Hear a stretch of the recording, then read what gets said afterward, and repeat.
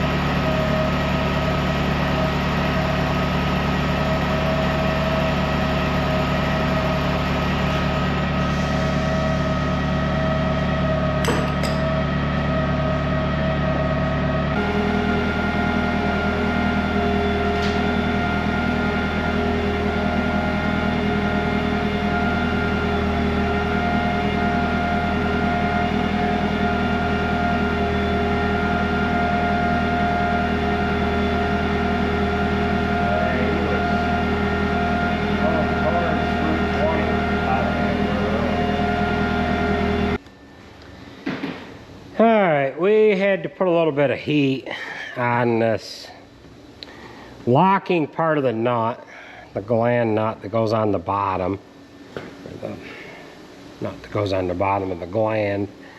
We put a little heat on that, got that taken up loose, unscrewed the cap, And now we've got to pull the rod out of the barrel. I'm gonna wait for Andrew to get in here with the telehandler and just hook onto the end of this and just ever so gently pull it out of the barrel. So we've got this other end secured up there, and I just need to help him get in here with the telehandler, and we'll just put a little pressure on that and pull it out.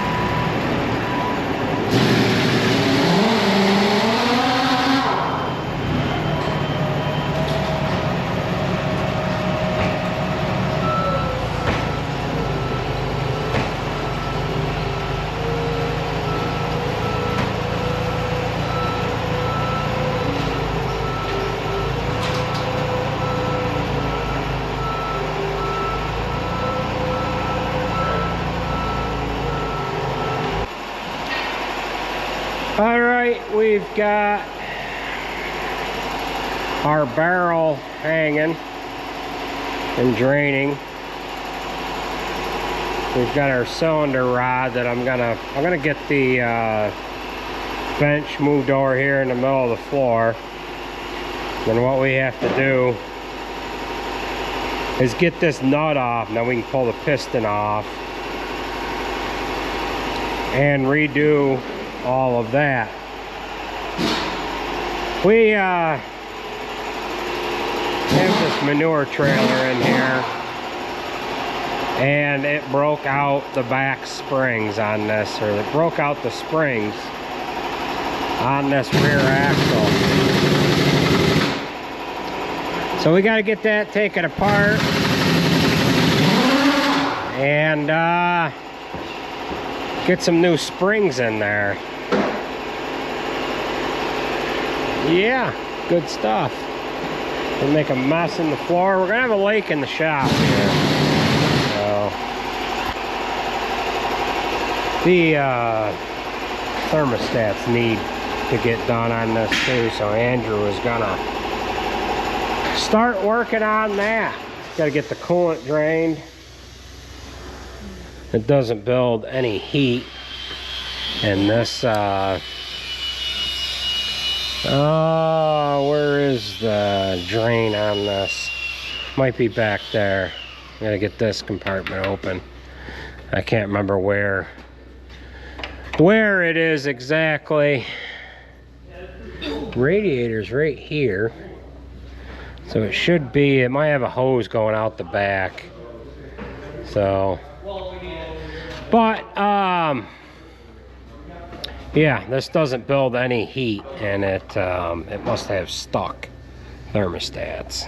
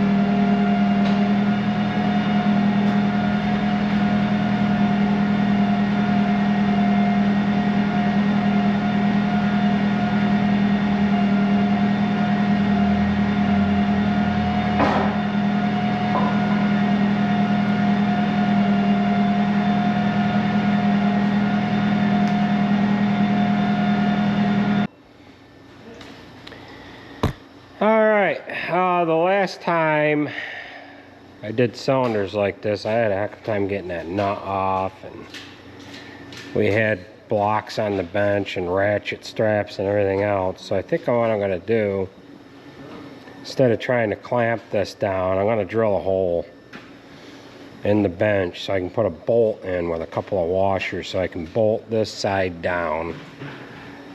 In order to get the impact on this side over here, we're still going to put a strap on it, but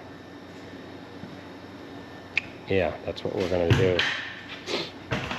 So Andrew's working on, there's step ladders, you know. I can't find them. There's a blue one somewhere, green one up front. Where it is.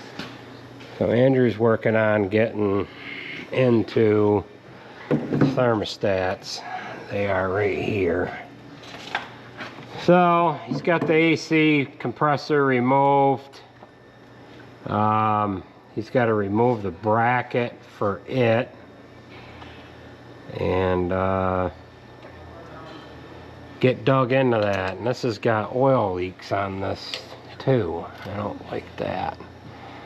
Maybe valve cover or something, but maybe you could take a look at them valve cover. So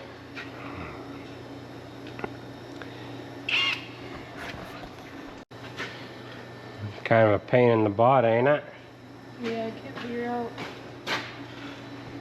how size this is on the back. A lot of the John Deere sizes are going to be 15 millimeter, 13 millimeter. It's all going to be metric. What size are you trying to put on there? 5/8. Yeah, it's all going to be metric. 13's common, 15, 16, 17.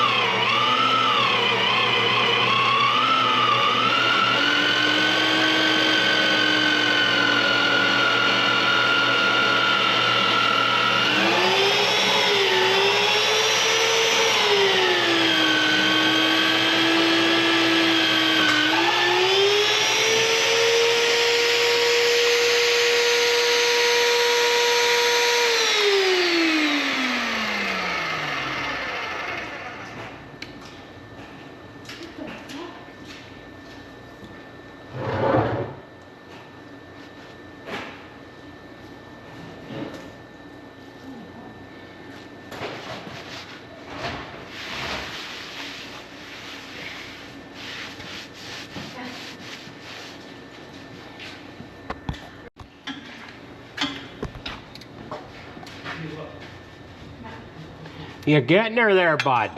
Yeah. What are those? The bolts that hold the alternator bracket or the compressor bracket? Yeah. And this didn't have a tube on it to be able to drain the coolant. So we just opened her up and let her go into the tote unit there. Huh? It drained into the I see it's over on top of the fuel tank too. So, yeah. But our lake is forming in here. It'll be a nice day tomorrow. Alright, so we have our hole drilled in the bench. That's a 26 millimeter hole. So we'll put a 1-inch bolt with some washers, tighten that down, get a strap on there on the blocks of wood, and hammer on it. If it doesn't want to come loose, we'll have to, well, we could try the torque multiplier, and if that doesn't work, we'll have to put some heat on it. So yeah.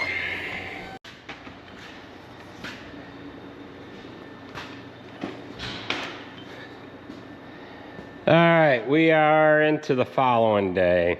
We've got our hole drilled in the bench. We've got the clevis of the cylinder bolted to the bench so it can't turn. Rod setting on a block of wood with a ratchet strap just to keep it somewhat in one spot. We got a torque amplifier on there, or multiplier.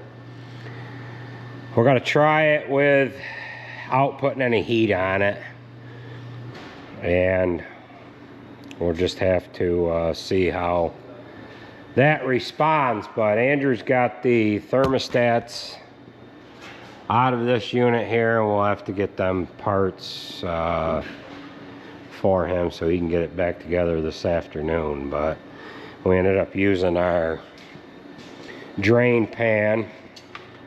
That worked pretty good. That's got probably 10 gallons of slop in it. And once we get this cylinder apart, we'll leave the pieces on the bench. I don't have the O-ring kits yet, and then we'll get the steering cylinders apart. Watch yourself over there. This might not go good.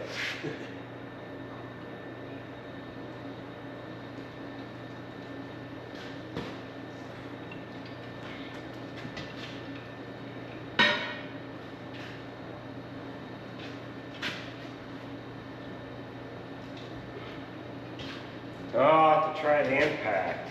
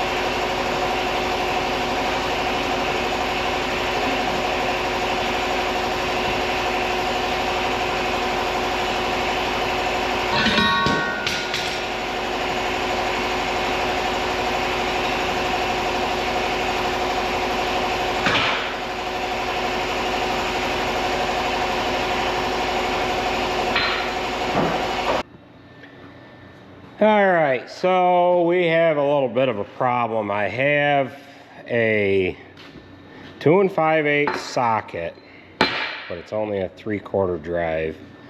Running it with a 1-inch gun, 1-inch multiplier, and I had an adapter on it, and I broke the adapter coming off of it. So what I've got to do now is I've either got to find another adapter, because we have broken a few of them already and we haven't bothered to get any more.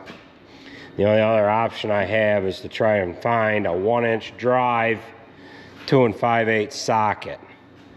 So we've got to figure that out. So we're going to put that on hold here for a moment. And what we're going to do now is we're going to take these steering cylinders out. I wanted to do these in the machine. Turn the machine one way, do one, turn the machine the other way and do the other. However, I can't run this right now because I've got that cylinder out over on that side. So I'm gonna have to take I wanted to leave the barrel in, pull the rod out of the cylinder. So we're gonna have to take them both out and do them on the bench.